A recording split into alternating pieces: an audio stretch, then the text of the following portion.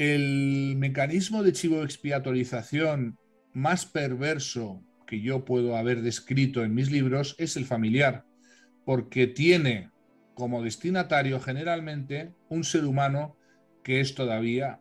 pequeño, que no está formado, que tiene unas limitadas capacidades de razonamiento, sobre todo cuando estos procesos ocurren antes de los 7 años,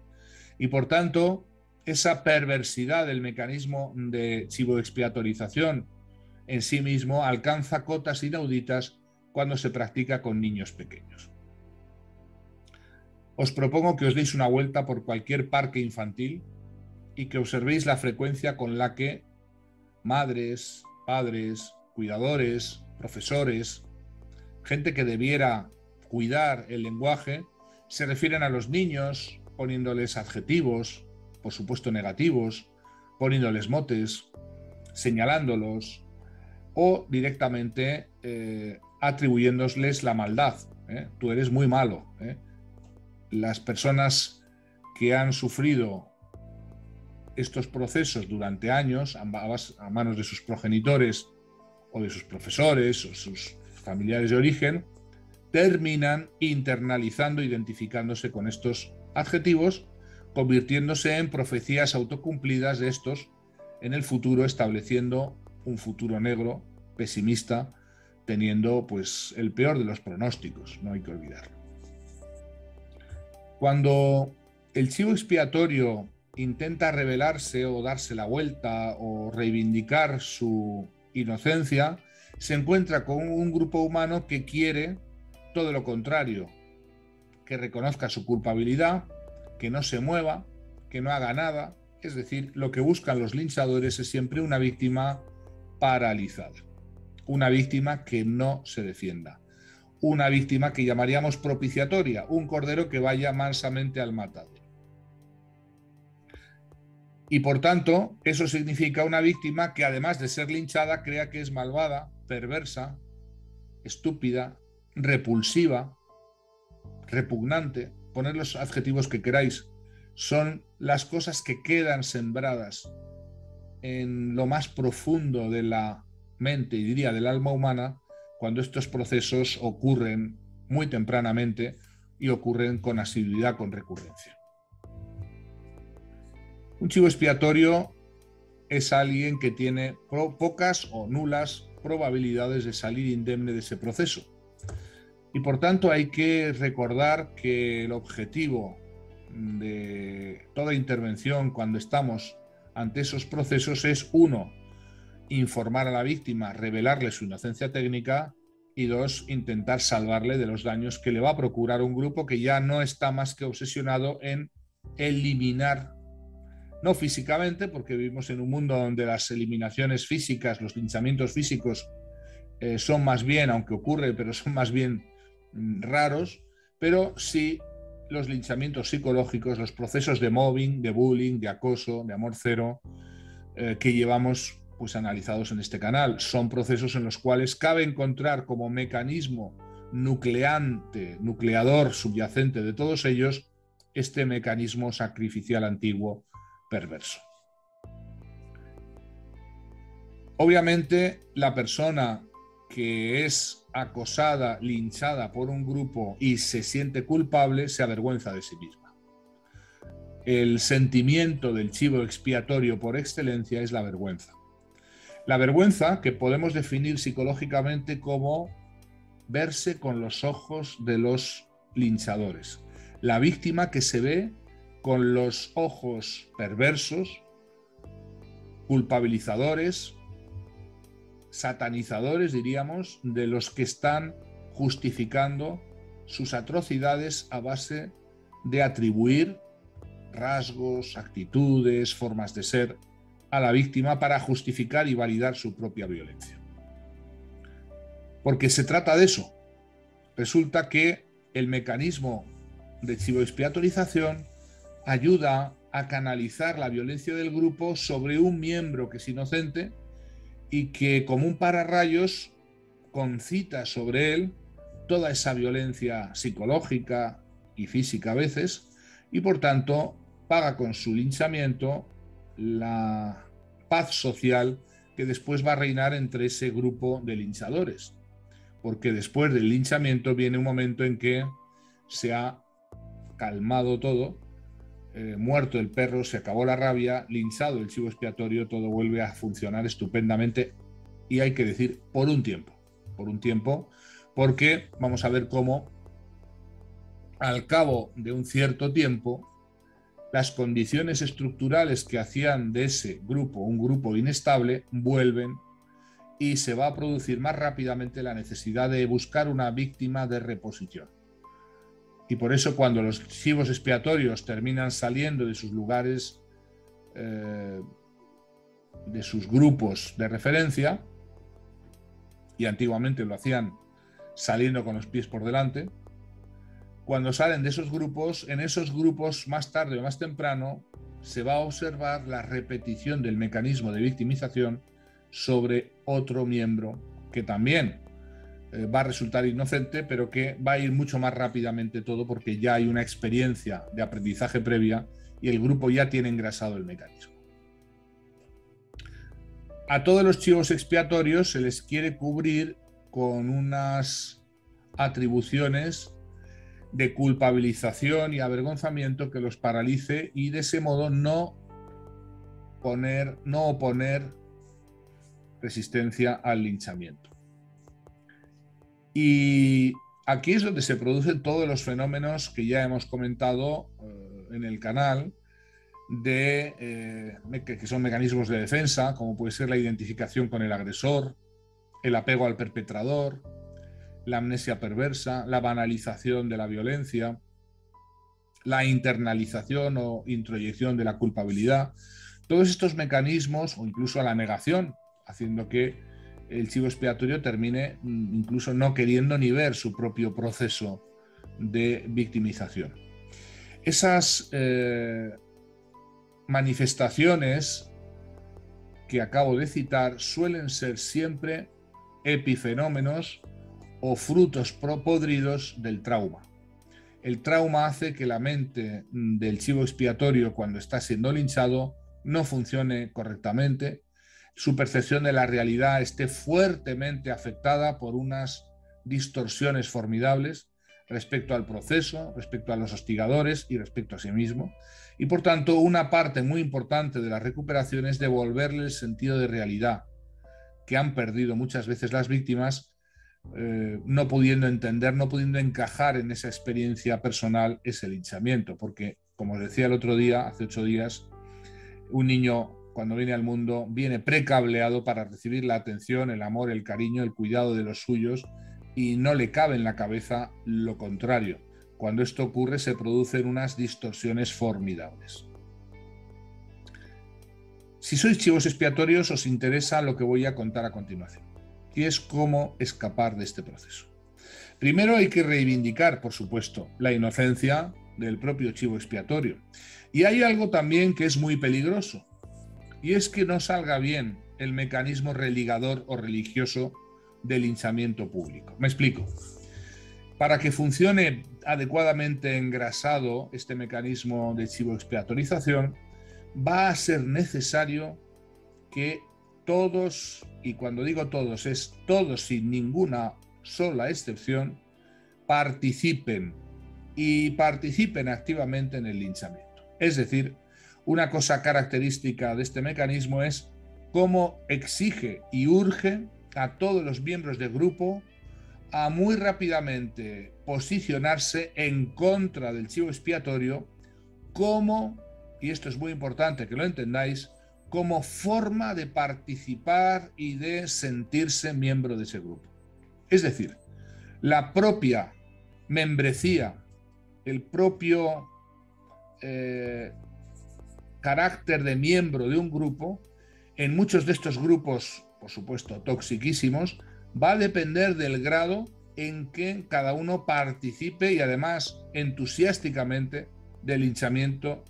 del chivo expiatorio único. Muchas maras socializan en el mal a sus miembros, psicopatizándolos a base de hacerles cometer actos cada vez más terribles contra personas inocentes. Con esto se anula la capacidad ética moral, se mata la conciencia, aunque no la consciencia, y esos miembros quedan integrados, socializándose en las peores barbaridades que quepa imaginar. Bien, los grupos humanos, cuando chivoexpiatorizan a uno de sus miembros, suelen utilizar el propio mecanismo sacrificial para establecer la propia identidad grupal. Por eso, muchos de los ismos, ¿verdad?, poner cada uno lo que queráis, es establecer una raya entre los nosotros y el otro, entendido como alguien que está apestado, estigmatizado, no pertenece a, y que si quieres pertenecer a estos nuestros, a estos nosotros, ¿vale?, a estos ismos, vas a tener que acreditar tu capacidad como miembro participando muy entusiásticamente, cuanto más entusiasta seas mejor, de esos linchamientos. Ves que muchas veces son mucho más crueles contra los chivos expiatorios otros miembros del grupo que, aterrorizados, temen poder ser señalados a su vez como chivos expiatorios, y que son los más entusiastas y los primeros, muchas veces, en arrojar piedras sobre ese infeliz chivo expiatorio que está ocupando el papel y el lugar que quizás él podría estar ocupando, y que por tanto, mientras otro está en el potro de tortura, mientras otro está en esa situación, no lo estoy yo, y por tanto van a estar interesados siempre en lanzar las diatribas cuanto antes como cortinas de humo que distraigan la atención sobre el peligro que hay de que sean elegidos ellos. También el proceso puede frustrarse hacia arriba. En muchas ocasiones, si el chivo expiatorio logra demostrar su inocencia y la injusticia de aquellos que lo condenan a ese ostracismo o a esa estigmatización, cabe el riesgo de que el mecanismo se revierta contra los instigadores del proceso. Y el peligro siempre está en que, una vez lanzado el mecanismo sacrificial, no puede revertirse, porque reventaría toda la estructura grupal, pero más especialmente los que sacan tajada de estos linchamientos, que son las castas sacerdotales antiguas de los grupos humanos, que eran los especialistas en sacrificar, los especialistas que sabían cómo había que hacerlo, cuándo había que hacerlo, sobre quién había que hacerlo,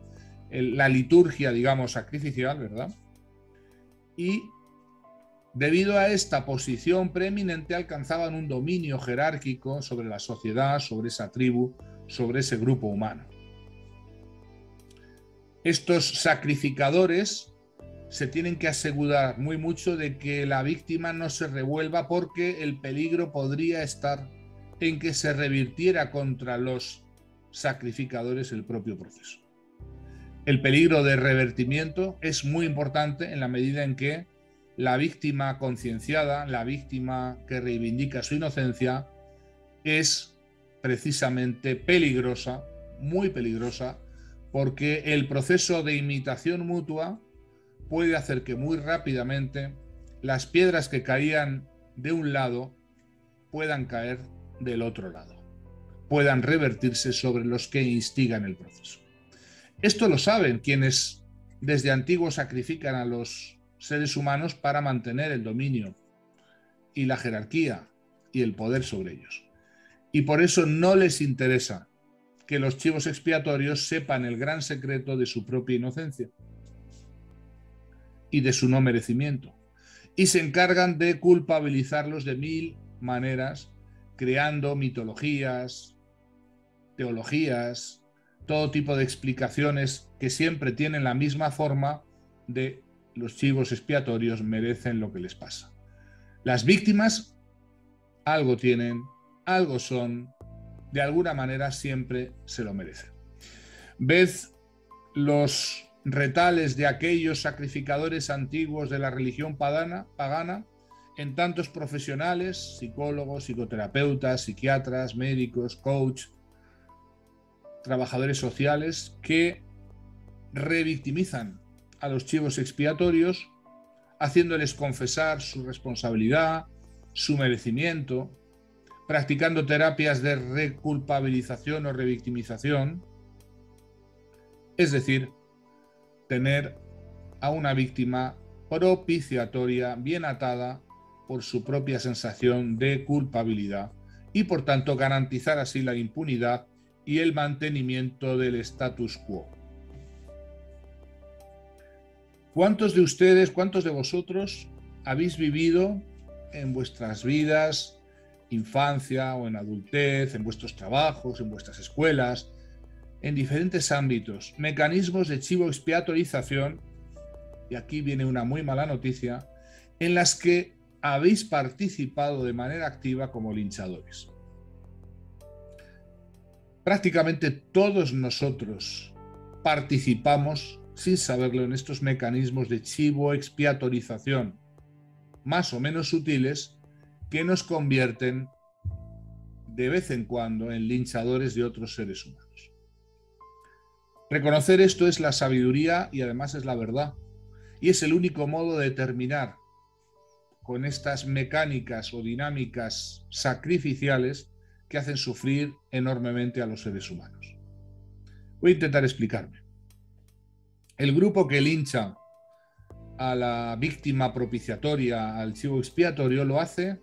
dentro de un cierto desconocimiento o ignorancia, debido a que el propio mecanismo linchador es muy imitativo, muy mimético. La gente insulta al insultado porque otro lo ha insultado. Los niños arrinconan, estigmatizan al compañero al que le hacen bullying porque otros lo han hecho antes. Se burlan de él porque otros se burlaron antes. Es decir, el participar en estos mecanismos puede ser tan trivial, tan banal, que no tengamos excesiva conciencia de estar haciéndolo en tantos ámbitos de nuestra vida, en los que creemos verdadera y auténticamente en la culpabilidad de las que se están convirtiendo en nuestras víctimas. Creemos que esas personas a las que odiamos merecen nuestro odio por cosas que han sido fabricadas, atribuciones que han sido imaginadas o que a veces han sido debidamente manipuladas, alteradas por quienes cortan el bacalao, por quienes saben lo que hacen, sí saben lo que hacen, vamos a ver como si hay algunos que saben lo que hacen, y por tanto son perfectamente capaces de salir ganadores de ese río revuelto, de esas aguas turbulentas, de las que siempre son pescadores adelantados, pescadores avezados, que siempre sacan la tajada de lo que ocurre. Participar en mecanismos de chivo expiatorización de los demás es muy frecuente. Y la solidaridad con la víctima machacada, hostigada, acosada es más bien excepcional. Casi todos tendemos a reconocer en el chivo expiatorio a alguien que se merece lo que le está ocurriendo,